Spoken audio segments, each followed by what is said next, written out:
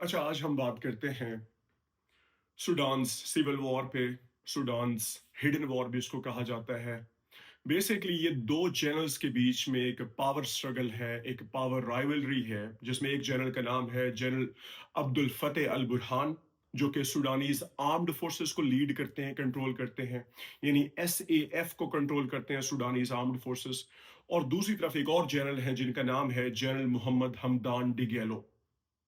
ये साहब जो है, ये रैपिड सपोर्ट फोर्सेस यानी आरएसएफ को सपोर्ट करते हैं। ये एक पैरामिलिट्री ग्रुप है जो कि सूडानीज आर्म्ड फोर्सेस के अंडर ही काम करने के लिए बनाया गया था।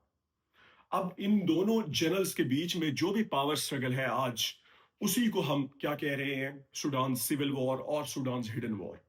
बेसिकली ये प्रॉब्लम कब स्टार्ट हुआ, इन दोनों जनरल्स की अगर हम थोड़ी सी हिस्ट्री देखें, 2019 में ये दोनों जनरल्स मिलके इन्होंने टॉपल किया उस टाइम के एक्टिंग डिक्टेटर जिनका नाम है उमर अल बशीर। उनको इन्होंने टॉपल किया, उनकी गवर्नमेंट को इन्होंने टॉपल टॉपल किया और अपनी पावर को कंसोलिडेट किया बाय 2021। पावर को कंसोलिडेट करने के बाद इन दोनों जनरल्स ने कंट्रोल तो ले लिया सूडान का, लेकिन इनके बीच में कुछ रिफ्ट्स पैदा हो गई, कुछ क्वेश्चंस पे, कुछ प्रॉब्लम्स पे। मीनिंग, जो सूडानी आर्म्ड फोर्सेस हैं, सूडान की जो आर्म्ड फोर्सेस हैं, उनको कौन कंट्रोल करेगा? इन दोनों में से कौन से, जनरल जनरल अब्दुल फतेह अल बुरहान करेंगे कि जनरल मोहम्मद हमदान डिगेलो करेंगे? इस बेसिस पे इन दोनों के बीच में रिफ्ट क्रिएट होती है। उसके बाद सूडान में आपको पता होना चाहिए कि सूडान में बहुत ज्यादा गोल्ड माइंस भी हैं। कौन कंट्रोल करेगा, कैसे गोल्ड को एक्सट्रैक्ट किया जाएगा, इसके ऊपर भी प्रॉब्लम्स थे इन दोनों चैनल्स के बीच में। और उसके बाद सूडान का फ्यूचर क्या होगा, कौन सूडान को कंट्रोल करेगा, किसकी गवर्नमेंट होगी, किसकी नहीं होगी, किसकी डिक्टेटरशिप होगी। ओवरऑल जो पावर स्ट्रगल है वो भी इन दोनों के बीच में आ जाती है और इन दोनों के बीच में फिर टॉक्स होना शुरू हो जाते हैं। और वो टॉक्स 2021 टू 2023 चलते हैं और अल्टीमेटली अप्रैल 2023 में वो टॉक्स फेल हो जाती हैं, बिल्कुल ही बेकार हो जाती हैं।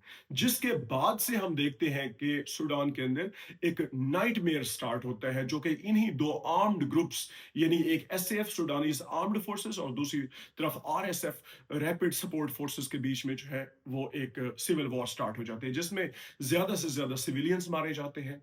इसी तरह से सूडान में एक इंपॉर्टेंट रीजन है जिसका नाम है डारफोर। डारफोर जो रीजन है उसको हिस्टोरिकली पिछले 2 से 3 सालों में कंट्रोल किया गया है बाय आरएसएफ। यानी इस पूरी सिविल वॉर में जो आरएसएफ है वो एक ज्यादा स्ट्रॉन्ग कैरेक्टर के तौर पे इमर्ज हुई, जो कि एक पैरामिलिट्री ग्रुप है अंडर जनरल मोहम्मद हमदान डिगेलो। अब रिसेंटली क्या हुआ, इस चीज को आजकल क्यों मतलब ज्यादा डिस्कस किया जा रहा है, आप लोग न्यूज में देखते हैं कि सूडान की बात हो रही है, वो इस वजह से क्योंकि डारफोर में एक ऐसा सिटी था, एक इंपॉर्टेंट सिटी था जिसका नाम है एल फैशर, जो कि अभी भी किसके कंट्रोल में था, सूडानीज आर्म्ड फोर्सेस के कंट्रोल में था, जनरल अब्दुल फतेह अल बुरहान के कंट्रोल में था।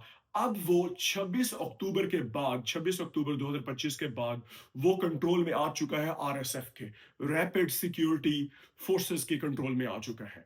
और उसके जवाब में जो एसएएफ है यानी सूडानीज आर्म्ड फोर्सेस है, उन्होंने अटैक्स करना शुरू कर दिए हैं अल फैशर पे ही, जहां पे कंट्रोल अभी स्टार्ट हुआ है आरएसएफ का। और बदले में आरएसएफ भी उनको जवाब देने के साथ साथ एक और भी काम कर रहे हैं, जो कि आज जिसको हाईलाइट किया जा रहा है, और वो है मैस किलिंग्स, मैस शूटिंग्स। क्योंकि ये कंसीडर किया जाता रहा है कि अल फैशर जो शहर है उसमें जो कंट्रोल रहा है, जिस तरह से मैंने आपको बताया, पहले कंट्रोल एसएएफ का रहा है, सूडानीज आर्म्ड फोर्सेस का रहा है। अभी क्योंकि कंट्रोल वहां पे पावर ट्रांजिशन हुई है, आरएसएफ का कंट्रोल आया है, तो आरएसएफ को ये लगता है कि यहाँ के लोग अभी भी सपोर्ट करते हैं एसएएफ को, सूडानीज आर्म्ड फोर्सेस को, जिसकी बेसिस पे वहां पे एक मैस कंट्रोल क्रिएट करने के लिए, एक वहां पे एक डर का फिजा जो है, डर का माहौल बनाने के लिए वहां पे जो है वो मैस शूटिंग्स, घर टू घर जाके, होम टू होम, एक एक घर में जाके वो जाके वहां पे जो है लोगों की ह्यूमन राइट्स वायलेशंस करते हैं और वहां पे